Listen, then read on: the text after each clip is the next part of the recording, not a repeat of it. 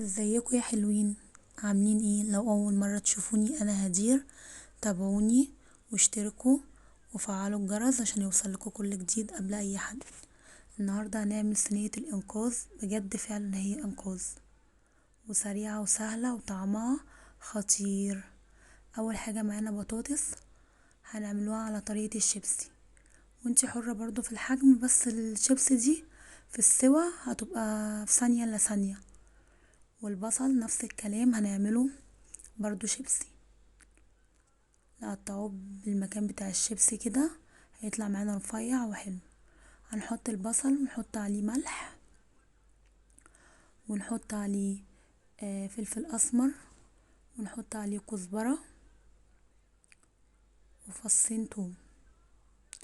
والبصل بقى نفضل بقى نجيبه يمين وشمال لحد ما يدبل معانا خالص وينزل العصارة بتاعته. العصارة دي هي السر في طعم الصينية يعني.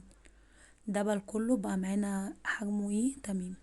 هنجيب 4 معالق صلصة، عليهم فلفل اسمر وعليهم ملح ورشة سكر ومكعبين مرق والسبع بهارات وكزبرة وبابريكا وزيت.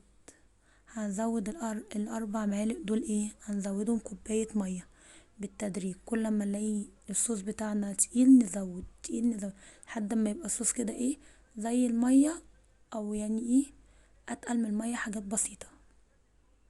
وهنظبطه. انا في الاخر كده لقيتها زي محتاجة ايه شوية زيت كمان، لقيتها معايا كده لسه بهتانة برضو، فانا ما صورتش الحتة دي، زودتها.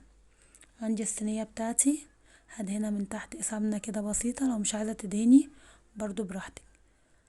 الصينية هتبقى معايا عبارة عن رقات، رق بطاطس، وبعد كده هجيب الصوص اللي انا عملته، بص قوامه تحفة بجد، وهرش منه كده على البطاطس. بعد كده هحط البصل اللي احنا دبلناه جامد قوي، وبعد كده هحط رق طماطم ورق فلفل شطة، وبرضو الفلفل ده باختيارك. وعلى فكرة في الصينية دي انت ممكن تستغني عن البطاطس خالص، تكتفي بس بطماطم، بشرايح طماطم وشرايح بصل وشرايح فلفل. وهنا لو جيتي تعملي الصينية وانت مستغنية عن البطاطس، البصل هتقطعيه جوليين، مش هيبقى معمول نفس الطريقة دي بالصينية دي.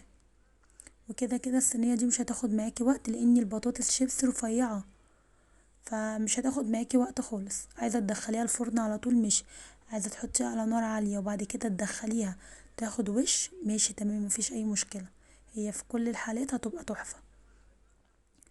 وهنكمل معانا بقية الطماطم والفلفل طبعا، ونحط بقى اخر حبة باقيين معانا من الصوص، ونرص ايه البرجر من فوق.